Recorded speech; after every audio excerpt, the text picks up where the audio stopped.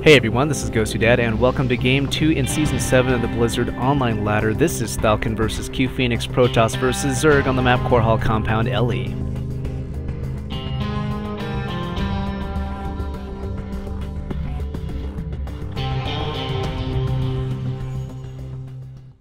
Hey everyone, this is GosuDad, and we are back at Korhal Compound LE, new map for Season 7. Thalkin playing Protoss in the red on the left-hand side, and CuePhoenix playing Zerg in the upper right-hand side in the blue. Second game for CuePhoenix playing Zerg in the online ladder, at least recently. Last time he played that was in Season 1, I believe. And second time CuePhoenix is in the upper right-hand corner of Korhal Compound, so a two-player map, so players know exactly where each other are. Two little Xel'Naga towers providing some early vision for both players. Pretty long distances between the two different bases, a possibility for some early pressure from either player, especially since they know where the bases of each other are. Where each other are and their bases. Don't know how to say that, kind of weird. Alright, back into this casting mode.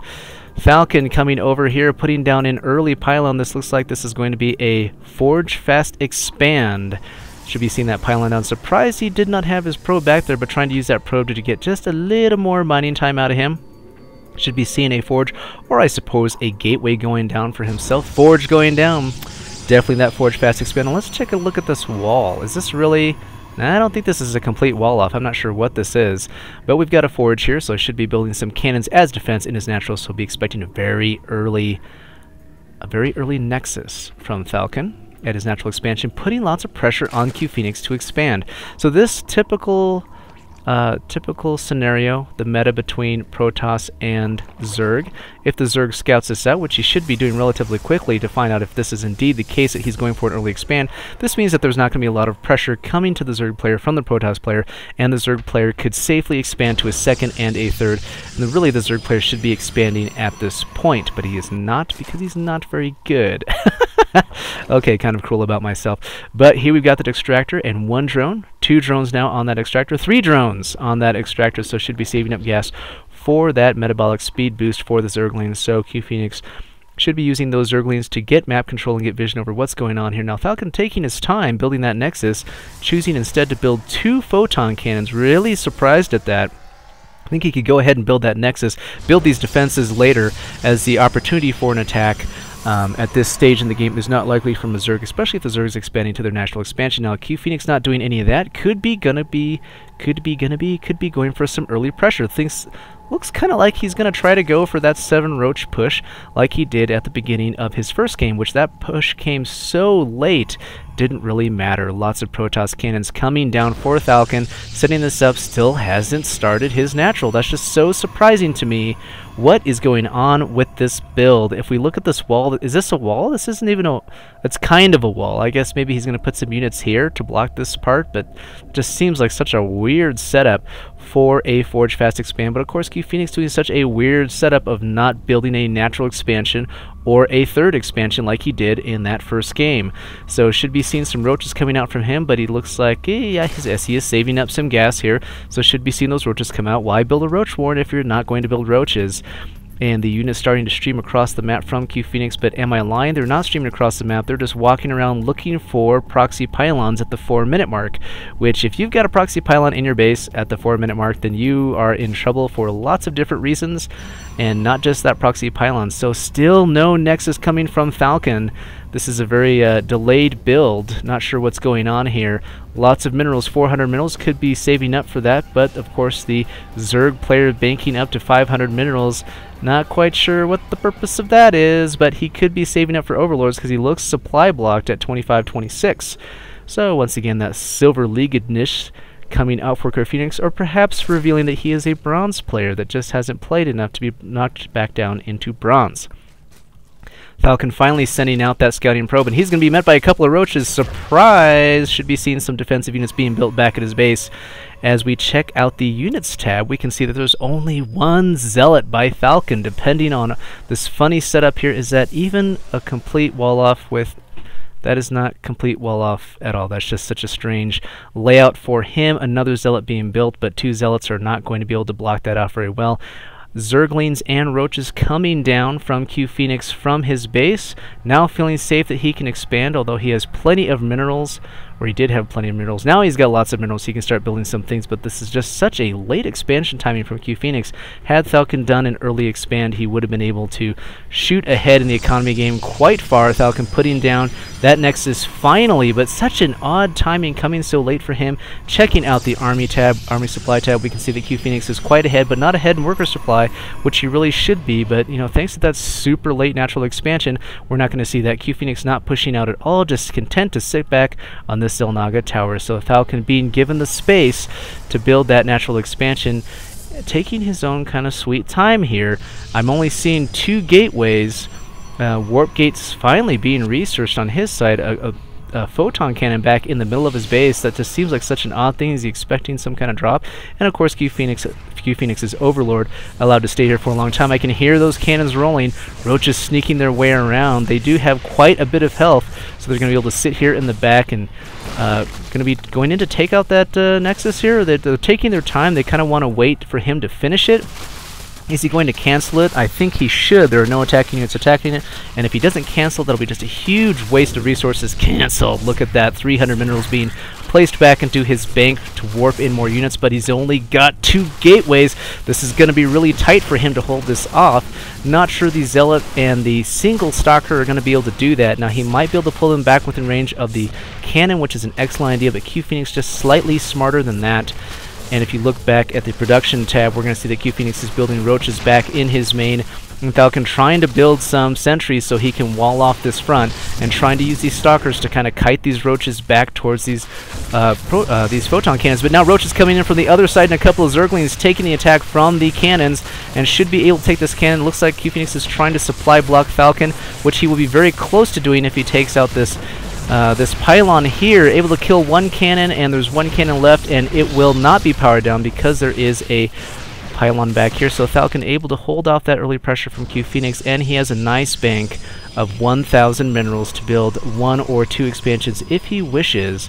But a lot of that early pressure can unnerve players, especially down here at this level. CuePhoenix having overlords at a couple locations, trying to keep an eye on what's going on in the map. Roaches coming down to continue to put on that pressure. He's expecting there not to be a lot going on down here, and that pressure is very good. You got to keep up that pressure on your opponent, especially if you see that they're trying to do a lot of economy. Going to be taking out this pylon just for fun because they can, because they're out of range of this cannon right here, and that is putting some pressure on Thalkin. Going to be trying to take down this forge. Not sure that matters at all. Of course, that is such a crucial building at this point because there's only 1 gateway. Taking out the forge would prevent Thalkin from building any more cannons, having to cancel this cannon here at the bottom of the ramp, and these roaches just continue to be an annoyance to Thalkin, a thorn in his side, so to speak, as he tries to use these stalkers to kite these roaches into range of this Protoss cannon, photon cannon, exactly. More roaches coming in from the other side. Guardian shield going down by this lone sentry. So brave to sit out here, so exposed. And a probe coming down to say, I am strong and powerful, and I will build a Nexus because I have almost 2,000 minerals banked up. I could build a Nexus. I could build a couple of Nexusi. And these roaches just making life hard for Thalkin, powering down everything down here, forcing him to build another pylon. CuePhoenix continuing to push on that pressure, and it looks like that metabolic speed boost was never researched by him, as these Zerglings are taking a very long time to get over into this natural, but he will find it. Barely defended. A couple of cannons are going to be built, but they're not much use, not much defense against this, and that's so weird to watch these Zerglings just hang around outside of these photon cannons, not too afraid of them because they weren't powered up. So that was kind of an interesting thing to see. Photon cannon going down. Now there's only 1 photon cannon up here. Thalkin trying to keep up. He could be using a probe to build like 10, 20 different photon cannons, trying to warp in Zealots at the front, running down this ramp, going to be able to take out these Zerglings, but will both the Zerglings be able to take this out? It's going to be pretty close. They will not be able to take it out, and a nice little defensive force at the beginning of Thalkin's base, but a lot of resources being researched back at CuePhoenix's base. Thalkin still has a ton of minerals that he can use, and this photon cannon finally built up here on the high ground, able to kind of push this Overlord back, but the Overlord, of course, still there. Only 12 minutes into this game, a lot of action going on. Thalkin prevented from expanding to his natural for quite a while. That should be giving CuePhoenix some time to macro up behind it, but if we take a look at that army, that worker supply count, CuePhoenix has stopped building drones. Okay, that's not exactly true. He's building a drone here, but it looks like he's upgrading up to lair, and we should be seeing some Mutalisk action coming in. Lots of Zerglings still streaming across and still not upgraded. Such a crucial upgrade to do. Plenty of minerals and gas for him to research that, but instead feeling very comfortable that he can sit back at the Xel'Naga Tower, maintain map control, and that he has delayed his Protoss opponent enough. Now a bunch of cannons being put down for Thalkin to try to protect this natural expansion as the Zerglings come in again with a couple of roaches, still trying to keep up the pressure on Thalkin and keep him on the back foot so he's not able to relax and macro up like he wants to. And if you look up here, that mineral bank that he had stored up is being pulled down by all of this attacking and all of these photon cannons and all of these pylons as well. CuePhoenix still keeping the pressure up. We can finally see that metabolic speed boost being researched as these Zerglings are streaming in just a little bit faster than before, but they're going to find that these defenses are pretty strong indeed. Nice little probe here to watch all of these army units and make sure that they are doing their jobs. Nexus almost done. Thalkin's main should be starting to thin out a little bit on the mineral side, and CuePhoenix should be droning up and expanding. And we say should because he's slightly higher in that worker supply, but of course he should be much higher than that, especially with all the pressure that he's been putting on his opponent. But of course, that's the balance of the game, is whether or not you're going to put pressure on your opponent or whether you're going to expand and macro, assuming that he is going to sit back as well at this point. CuePhoenix could, I think, dependably rely on that Thalkin is not going to be putting on some counter pressure. He's going to be sitting back and trying to set up his natural base, which has a lot of ground defenses at this point, a lot of air defenses up at the front, but of course nothing in the back. Not sure that's going to matter at all. Look at that ninja expansion from CuePhoenix in the upper left-hand side, hoping to take advantage of some macro that Thalkin is not expecting if he does not scout that out, but Thalkin's staying back in his base, trying to stay safe. But very interesting, this Overlord is still here, able to get vision of what some of the tech choices are going on, although there's not really that many tech choices. That Overlord can be spotted, so very surprised that he's allowing that to live. Could be seeing some Nidus Swarm attacks if that was the case and CuePhoenix knew how to use them, but I believe he does not. So back here at the natural expansion, we see 6 harvesters on gas, so CuePhoenix starting to bank up lots of gas. Should be seeing Mutalisks at some point if they have not already been created. Checking out the map to see what CuePhoenix has at these 2 Xel'Naga towers. Not a lot going on. Checking the army supply tab, he's at 18 supply, which seems oh so low at this point. Thalkin could push out with a ball and put on some pressure. CuePhoenix only on 3 bases, could of course be moving out to a 4th to solidify that economic advantage. Don't see a lot of upgrading going on, even though there are double evolution chambers. Finally a melee upgrade right there, and finally this gas being used in the main. That's kind of a surprise. 3 workers on that one and 3 workers on that one, just checking up on his macro. Bunch of Mutalisks making their way across the map. Instead of paying, I'm going to actually follow them using the Control-Shift-F key, and you can see an observer working his way across the map to check out what's going on in CuePhoenix's base. But these Mutalisks are starting to ball up, and that exactly was what CuePhoenix's one of his earlier opponents was saying. Should I build Phoenixes now? And the answer is, if you're a Protoss player and you knew that Mutalisks were coming, yes, you should build Phoenixes or Stalkers. Stalkers are very good. Stalkers with Blink and put a lot of counter pressure, defensive pressure on these Mutalisks. So CuePhoenix building a lot of stuff, 26 Mutalisks, and now building a second ninja base over on the lower right-hand side as he feels that he has map control at this point. And Thalkin is really letting him have that map control, not trying to push out with any pressure at all, feeling very defensive at this point. And at this point, he probably should. 2 base on 4. Now Thalkin can sit back on those 2 bases. You see that he is ahead in supply, and he's very much ahead in army supply, and those army units are very strong from the Protoss player.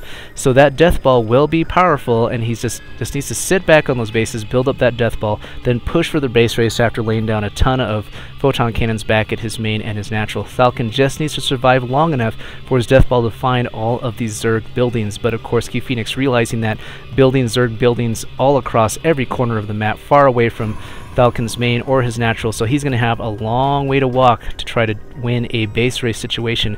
And of course with these Mutalisks, CuePhoenix can kite those army units back into Thalkin's base.